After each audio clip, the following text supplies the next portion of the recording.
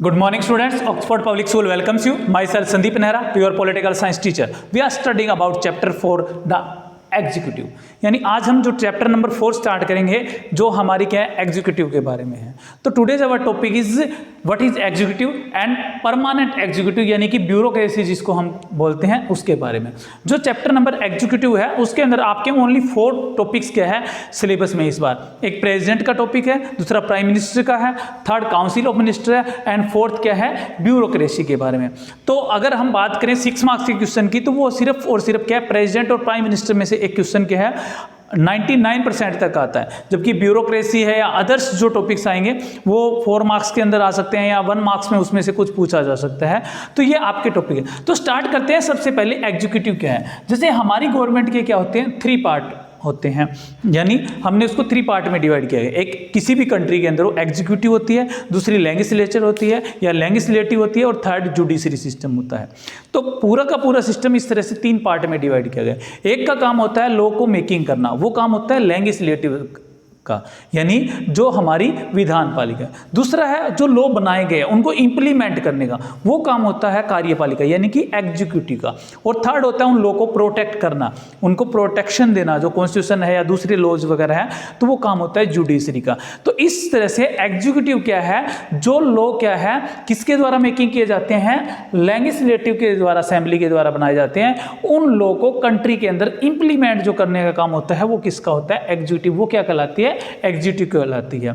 तो वो जो गवर्नमेंट का पार्ट है एग्जीक्यूटिव है। तो पूरे वर्ल्ड के अंदर एग्जीक्यूटिव को 3 पार्ट में डिवाइड किया गया। अगर हम करें 3 पार्ट में ना 3 टाइप्स में अगर हम बात करें कि पूरे वर्ल्ड का मतलब यहाँ हम डिक्टेटर्स की बात नहीं करेंगे, जहाँ डेमोक्रेटिक कंट्री है और जहाँ पर ये एग्जीक्यूटिव वगैरह बनाए गए हैं वहाँ पर इनको क्या है 3 पार्ट्स बताए गए हैं, 3 टाइप्स बताए गए हैं। ये 3 टाइप्स कौन कौन, ये अलग अलग कंट्री में। पहला है पार्लियामेंट्री सिस्टम, एक ऐसा सिस्टम जिसमें जो सुप्रीम पावर मानी जाती है यानी सबसे ऊपर की जो पावर मानी जाती है वो पार्लियामेंट को माना जाता है। पार्लियामेंट के नियम अलग अलग हो सकते हैं हर जगह, लेकिन कहने का मतलब है जहाँ कॉमन पीपल के द्वारा इलेक्टेड जो उनके रिप्रेजेंटेटिव होते हैं उनके पास पूरी पावर्स होती है, उनका जो हाउस होता है वो पूरी पावर्स के साथ होता है। वो सिस्टम क्या कहलाता है पार्लियामेंट्री सिस्टम कहलाता है। जैसे कि इंडिया के अंदर है, कनाडा के अंदर है, इटली के अंदर है, जर्मनी के अंदर है, जापान के अंदर है, यहाँ पर क्या है पार्लियामेंट्री सिस्टम है। ब्रिटेन के अंदर है, एग्जाम्पल लिख सकते हो, ब्रिटेन के अंदर भी पार्लियामेंट्री सिस्टम है, तो यहाँ पर पार्लियामेंट्री। दूसरा है सेमी प्रेसिडेंशियल एंड प्रेसिडेंशियल। ये प्रेसिडेंशियल है तो पहले प्रेसिडेंशियल बताते हैं। प्रेसिडेंशियल होता है हिंदी में बोलते हैं अध्यक्षात्मक, यानी जहां पर जो पावर दी जाती है प्रेसिडेंट को पावर होती है, पार्लियामेंट को पावर नहीं होती। सबसे ऊपर की पावर किसको होती है प्रेसिडेंट को होती है, यानी कि वो पार्लियामेंट से ज़्यादा पावर प्रेसिडेंट को होती है। तो प्रेसिडेंट इसके अंदर सबसे पावरफुल होते हैं, यानी अपर स्टेज पे होता है, जैसे कि यूएसए के अंदर है या ब्राजील के अंदर। सेमी प्रेसिडेंशियल क्या है, जो इन दोनों का मिक्स है, यानी इसको भी पावर दी गई और इनको भी दी गई, दोनों को, वो सेमी प्रेसिडेंशियल कहलाता है। हिंदी में अर्ध अध्यक्षात्मक, जैसे कि रसिया के अंदर है, वहाँ प्राइम मिनिस्टर को भी पावर दी गई है, प्रेसिडेंट को भी पावर दी गई है। जैसे श्रीलंका है, तो एक्स्ट्रा ये कंट्रीज के कुछ एग्जाम्पल दिए गए हैं जो आपको राइट करने। हो सकता है कि इस टॉपिक के बारे में कुछ आपकी एनसीईआरटी में ना दिया गया हो।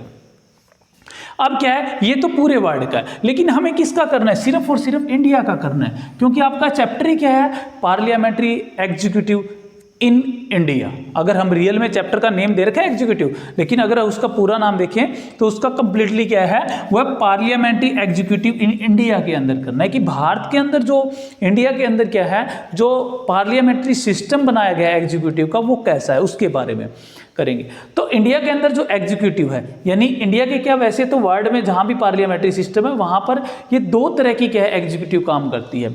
एक होती है परमानेंट और एक होती है टेम्परेरी। टेम्परेरी फिर आगे 2 डिवाइड होगी, हम उसको आगे बाद में बताएंगे। एक होती है परमानेंट, यानी कि जो स्थायी हो, जो एक मतलब लिमिट टाइम, फिक्स टाइम तक क्या है जिसका टेन्योर रहे। और दूसरी होती है टेम्परेरी, जो क्या है चेंज हो सकती है कभी भी, 5 ईयर के बाद, 3 ईयर्स के बाद, 2 ईयर्स के बाद, जो जो सिस्टम वहाँ पर बनाया गया है।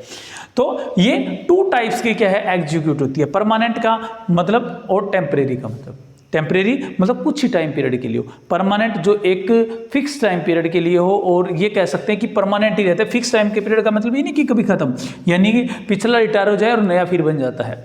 तो ये परमानेंट एग्जीक्यूटिव। हम परमानेंट एग्जीक्यूटिव को क्या दे सकते हैं, दूसरा नाम ब्यूरोक्रेसी दे सकते हैं। क्या दे सकते हैं, ब्यूरोक्रेसी। ब्यूरोक्रेसी जो है लेटिन वर्ड 2 से बना है, वैसे फ्रांसीसी वर्ड है, लेटिन वर्ड ब्यूरो प्लस क्रेटिया। जो ब्यूरोक्रेसी है वो खुद एक फ्रेंच का वर्ड है और ये 2 वर्ड से निकला लेटिन लैंग्वेज के, एक का नाम है ब्यूरो, दूसरे का है क्रेटिया। तो क्रेटिया का मतलब होता है एडमिनिस्ट्रेशन, एक तरह से शासन करने वाला, और ब्यूरो का मतलब होता है जो ऑफिशियल्स होते हैं जो चेयर पे या डेस्क पे बैठ करके काम करते हैं, उनको ब्यूरोज बोला जाता था उस समय ग्रीक के अंदर, यूनान के अंदर। तो इस तरह से क्या है, ब्यूरोक्रेसिया उनको कहा जाता है जो एक चेयर पे बैठ करके अपना वर्क करते थे। यानी अगर हम आज के टाइम की बात करें, एग्जांपल दें इंडिया के अकॉर्डिंग, तो जो हमारे आईएएस है, आईएफएस है, आईएएस है, जितने भी हैं इससे रिलेटेड, आईसीएस है जितने भी, वो सारे के सारे क्या कहलाते हैं, हमारी ब्यूरोक्रेसी के अंदर आते हैं। वो क्या होती है, ब्यूरोक्रेसी। अब एग्जांपल देता हूँ, मान लीजिए एजुकेशन मिनिस्टर बना दिया किसी को, इंडिया के किसी भी स्टेट के अंदर या पूरे, वो खुद उसकी एजुकेशन 10th पास है, तो क्या वो एजुकेशन की पॉलिसी को बना सकता है या वो पूरे कंट्री में इंप्लीमेंट करा सकता है? नहीं करा सकता। उसके लिए क्या चाहिए, उसको ऐसे ऑफिसर चाहिए जो इन सब के ऊपर काम कर सकें। अब रियल के अंदर काम कौन करते हैं, ब्यूरोक्रेसी करती है। वो तो क्या है, उसके ऊपर अपना जो पूरा का पूरा स्ट्रक्चर तैयार करके कि हमें ये प्लान ऐसे बनाना है, ऐसे लेकर के जाएंगे और इसका ये बेनिफिट होगा, ये सारा का सारा उस मिनिस्टर के पास, उस मिनिस्ट्री के पास लेकर के जाता है, जिसको बनाया गया है, डिपार्टमेंट का हेड बनाया गया है। वो क्या है, उसको सिर्फ साइन करके पास करता है। वर्क तो रियलिटी के अंदर एग्जीक्यूटिव का किसका होता है, ब्यूरोक्रेसी का होता है। तो ये हमारी परमानेंट एग्जीक्यूटिव कहलाती है ब्यूरोक्रेसी। तो ब्यूरोक्रेसी के अंदर इसलिए ज़्यादा मोस्ट इंपॉर्टेंट नहीं है, इसके कुछ ही पॉइंट्स आपको 3 या 4 आपकी बुक में एक पहरे के रूप में हो सकता है दिया हो, तो इसलिए क्या है, इसको कुछ पॉइंट्स में अलग अलग कर दिया गया है। तो अगर आपसे पूछ लिया जाए रोल्स भी लिख सकते हो, वर्क्स भी लिख सकते हो, क्या काम करती है ब्यूरोक्रेसी वो बता सकते। तो formulation of law and policies, यानी जो भी कानून है या जो पॉलिसीज बनाई जाती हैं वो क्या है, किसके द्वारा बनाई जाती है, रियल के अंदर, ब्यूरोक्रेसी के अंदर बनाई जाती है। ब्यूरोक्रेसी उस डिपार्टमेंट को बताता है, फिर वो डिपार्टमेंट उनको लॉन्च करता है। देखो ये लॉन्च नहीं करते, इनके पास पावर नहीं होती इंप्लीमेंट करने की, लेकिन जब गवर्नमेंट ने, एग्जीक्यूटिव ने इनको इंप्लीमेंट कर दिया, तो कंट्री के पर पीपल, हर एक लॉ आज मनुष्य तक पहुंचाने का काम किसका होता है, ब्यूरोक्रेसी का होता है। तो इसलिए हम कह सकते हैं कि रियल के अंदर लॉ को और पॉलिसीज को फॉर्मेशन करने का काम किसका होता है, इसी का होता है। दूसरा, उनको सिर्फ फॉर्मेशन नहीं करते, उनको एजुकेट भी करते हैं। वो पूरे के पूरे लॉ वगैरह है उनको इंप्लीमेंट करके उसका बेनिफिट देना है या लॉस करना है। अब कोई भी गवर्नमेंट, मान लीजिए कि आज बीजेपी की गवर्नमेंट है, वो कोई भी पॉलिसीज बनाती है, बनवाती तो ऑफिसर से है, उस ऑफिसर को सक्सेस करना है या नहीं करना है, ये सारा का सारा डिपेंड किसके ऊपर करेगा, ब्यूरोक्रेसी के ऊपर डिपेंड करेगा। अगर ब्यूरोक्रेसी के ऑफिसर चाहें तो उस पॉलिसी को क्या है, सक्सेस कर सकते हैं, अगर वो चाहें तो उस पॉलिसी को क्या है, बिल्कुल फेल भी कर सकते हैं। वो उनके हाथ में होता है। क्यों? क्योंकि वो लोगों तक पॉलिसी उसी तरीके से पहुंचाएंगे जिस तरीके से उसको बेनिफिट लेना है, उसका लॉस करना है। तो इसलिए ये एक तरह से एग्जीक्यूट भी करते हैं किसको, लॉ एंड पॉलिसी को। अगला इंटरेस्ट आर्टिकुलेशन एंड असेमिलेशन। असेमिलेशन होता है समूह के अंदर। अब सबकी फिलोसफी एक जैसी नहीं हो सकती, पूरा इंडिया एक तरह से एक समूह की, एक ग्रुप के रूप में तो है, और लेकिन सबको क्या है, एक ही पॉलिसी के ऊपर सेटिस्फाई करना है, तो वो काम ब्यूरोक्रेसी का होता है। नेक्स्ट है एफिशिएंट कोऑर्डिनेशन। इसलिए उसके अंदर वो क्या बनाता है, उनके इंटरेस्ट के अकॉर्डिंग उनमें कोऑर्डिनेशन बनाता है। अब मान लीजिए आपकी क्लास में 30 स्टूडेंट है, तो 30 के 30 जरूरी तो नहीं है एक ही बात के ऊपर एग्री हो जाएंगे, लेकिन उनको क्या है, वो टीचर किसी बात को लेकर के सबको एग्री करता है, तो यही काम क्या है, ब्यूरोक्रेसी का है। नेक्स्ट है, उनको सबको कम्युनिकेट भी करता है उनके साथ में। अब गवर्नमेंट है, आप मान लीजिए कि एजुकेशन मिनिस्टर तो थोड़ी आएगा हर स्कूल के अंदर, एजुकेशन मिनिस्टर थोड़ी आएगा हर बच्चे के पास, उसके पास कौन आएगा, वो ऑफिसर्स आएंगे ब्यूरोक्रेसी के, ठीक है। तो उनके साथ जो कम्युनिकेट करने का काम होता है वो भी ब्यूरोक्रेसी का होता है। नेक्स्ट है सुपरविजन भी करता है, जो पॉलिसीज उन्होंने की है उनके नीचे जो भी वर्कर्स वगैरह काम कर रहे हैं उन सबको सुपरविजन करेगा, या ये पॉलिसी सक्सेस हो रही है नहीं हो रही है, उनको एक तरह से सुपरविजन करने का काम किसका होता है, ब्यूरोक्रेसी का होता है, उन ऑफिसर्स का होता है। उसको कंट्रोल भी करते हैं पूरे के पूरे सिस्टम को, यानी कंट्रोल और सुपरविजन का काम किसका है, ब्यूरोक्रेसी का होता है। Next as an agent of the development. एक तरह से डेवलपमेंट का जो इशू होता है वो ब्यूरोक्रेसी के ऊपर ही डिपेंड है। अगर ब्यूरोक्रेसी करप्टेड नहीं है, अगर ब्यूरोक्रेसी क्या सही है, बिल्कुल वो ग्रीड वगैरह नहीं है, तो क्या है, वो क्या है, किसी भी पॉलिसी का डेवलपमेंट कर सकती है, कंट्री के पीपल्स का डेवलपमेंट कर सकती है, एक पॉलिसी जहां पर लॉन्च की गई है उस एरिया का डेवलप कर सकती है। तो ये सारे के सारे जो वर्क हैं 5 या 6 आपको राइट करवाए गए, ये एक पॉलिसीज के या ब्यूरोक्रेसी के क्या कह सकते हैं हम, रोल प्ले कह सकते हैं। अब ब्यूरोक्रेसी के यहाँ बारे में हमने पढ़ा तो लिया, इसका मीनिंग क्या होता है, ब्यूरोक्रेसी का रोल क्या होता है। अब इसके कुछ मेरिट्स भी और कुछ डीमेरिट्स भी है। मेरिट्स क्या है, गुण क्या है। सबसे पहले एफिशिएंट एडमिनिस्ट्रेशन। अगर किसी एडमिनिस्ट्रेशन को चलाना है, उसको एफिशिएंटली चलाना है, तो उसके लिए किसके ऊपर डिपेंड रहना पड़ेगा, ब्यूरोक्रेसी के ऊपर डिपेंड रहना पड़ेगा, क्योंकि उस एडमिनिस्ट्रेशन को कभी भी मिनिस्ट्री नहीं चला सकती। एक मिनिस्टर आया है, 6 महीने बाद उसकी मिनिस्ट्री बदल दी जाएगी, फिर दूसरा आ जाएगा, फिर तीसरा आ जाएगा, इस तरह पॉलिसी चेंज नहीं होती। पॉलिसी तो जो बनाएगी है 20 ईयर 10 ईयर उसी के अकॉर्डिंग चलती रहती है। इसलिए क्या है, एफिशिएंट एडमिनिस्ट्रेशन चलाने के लिए किसकी जरूरत होती है, ब्यूरोक्रेसी की जरूरत होती है, उसका गुण। यानी कि एडमिनिस्ट्रेशन सिर्फ और सिर्फ ब्यूरोक्रेसी चला सकती है।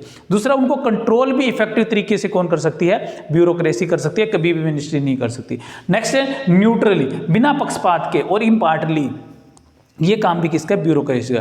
क्यों, क्योंकि मिनिस्ट्री है, मान लीजिए मैंने वोट दिया है, तो वो लीडर क्या करेंगे, पार्शलिटी कर सकते हैं, न्यूट्रलिटी नहीं बरतेंगे। हैं। लेकिन ऑफिसर्स है, उसके लिए तो पूरी की पूरी पब्लिक क्या है, एक जैसी है, उसको तो वोट नहीं चाहिए। तो इसलिए कभी भी ब्यूरोक्रेसी क्या है, इस तरह की न्यूट्रलिटी रखती है, पार्शलिटी वगैरह नहीं करती है। और नेक्स्ट है गवर्नमेंट, स्टेबिलिटी ऑफ गवर्नमेंट, या स्टेबिलिटी किसके अंदर, एडमिनिस्ट्रेशन भी लिख सकते हो, ठीक है, ऑफ एडमिनिस्ट्रेशन। उसके अंदर स्टेबिलिटी के लिए किसकी जरूरत होती है, ब्यूरोक्रेसी की जरूरत है। क्यों, क्योंकि मिनिस्ट्री तो बदलती रहती है। आज किसी और को मिनिस्टर बनाया, फाइनेंस मिनिस्टर, 6 महीने बाद किसी और को बना दिया जाए, 2 महीने बाद फिर किसी और को क्या पता चेंज कर दिया जाए। तो इस तरह से स्टेबिलिटी नहीं आती मिनिस्ट्री से गवर्नमेंट। तो स्टेबल बनाने के लिए एडमिनिस्ट्रेशन को किसकी जरूरत होती है, ब्यूरोक्रेसी की। तो ये इसकी क्या है, मेरिट्स हैं, गुण है।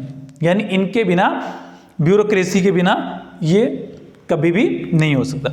लेकिन क्या है, कोई भी ऑर्गेनाइजेशन हो, कोई भी इंस्टीट्यूट हो, बिना डीमेरिट्स के नहीं रह सकता, उसको क्रिटिसाइज किया जाता है। तो इसलिए इसमें कुछ भी जो इसके क्रिटिसाइजर्स है उन्होंने क्या है, इसकी कुछ डीमेरिट्स निकाली है। सबसे पहले रेड टेपिज्म का है, ब्यूरोक्रेसी के अंदर रेड टेपिज्म बहुत ज़्यादा पाया जाता है, लाल फीताशाही। अगर मान लीजिए एक ऑफिसर के पास जा रहे हैं, एक तरफ उनका मतलब भाई का लड़का, ब्रदर या कोई भी रिलेटिव, और दूसरी तरफ एक कॉमन पीपल है, तो वो किसकी तरफ जाएगा, रेड टेपिज्म वही तो है लाल फीताशाही, वो किसकी तरफ जाएगा, उसी की तरफ तो जाएगा। लाल फीताशाही और भाईचारा ये उसी। दूसरा होता है वो कंजर्वेटिव होते हैं ज़्यादा, मतलब एक ऑफिसर अगर बन जाता है तो वो लोगों के प्रति क्या हो जाता है, कठोर रिगिडिटी तरीके से क्या करेगा, बिहेव करेगा, कि सारा का सारा डिपार्टमेंट उसी के ऊपर है, सब कुछ वो ही कर सकता है, इसके अलावा कुछ नहीं कर सकता। सुपीरियरिटी आ जाती है उनमें अपने आप को, और वो काम को क्या करते हैं, फॉर्मेलिटी समझने लगते हैं। यानी कि वो एज ए सर्व, सेवा के रूप में काम नहीं करते, बल्कि एज ए हेड के रूप में काम करते हैं। यानी पब्लिक को क्या मानते हैं, छोटा मानते हैं। इस वजह से भी इसमें कमियां पाई जाती है। और नेक्स्ट है डिस्पेटिज्म, निरंकुशता भी उसके अंदर, ये कह सकते हैं कि, और इसके अलावा करप्शन भी लिख सकते हो, उसके अंदर आ जाता है। वो क्या है, करप्शन वगैरह से लिप्त हो जाता है, पैसे वगैरह में काम होता है। और प्रे टू सेट प्रेज, और हमेशा क्या, प्रशंसा का भूखा है। यानी कि ये कह सकते हैं कि अगर उसकी प्रेज की जाए तो वो बेटर तरीके से काम करता है, अगर उसके कोई अगेंस्ट बोल जाता है तो वो क्या है, उसको नेगेटिविटी भी दे देता है। तो कुछ इसके अंदर 3 या 4 कमियां लिखी हैं, आपको बस सिर्फ पॉइंट्स को ही इसमें 1 लाइन्स में लिखना है। तो ये आपकी ब्यूरोक्रेसी थी, यानी हमारी परमानेंट एग्जीक्यूटिव सिस्टम है, जिसके अंदर ब्यूरोक्रेसी आती है। ब्यूरोक्रेसी होती क्या है, वो क्या रोल प्ले करती है हमारी सोसाइटी के अंदर या हमारी कंट्री के अंदर, उसकी मेरिट्स क्या है, डीमेरिट्स क्या है। तो अगर लास्ट में इसमें आपको पूरा का पूरा कंक्लूजन निकालना पड़े तो आप यही कहोगे कि बिना ब्यूरोक्रेसी के किसी भी कंट्री का एडमिनिस्ट्रेशन नहीं चल सकता। विदाउट ब्यूरोक्रेसी क्या है, कोई भी कंट्री डेवलपमेंट नहीं कर सकता। ये ब्यूरोक्रेसी है जो हर प्लान को, हर पॉलिसीज़ को क्या है, पीक तक लेकर के जाती है, ऊंचाइयों तक लेकर के जाती है। तो इसलिए ब्यूरोक्रेसी एक हमारी एग्जीक्यूटिव का मेन और मोस्ट इंपॉर्टेंट पार्ट कहलाता है। तो ये आपका टॉपिक था। Okay, thank you, have a nice day.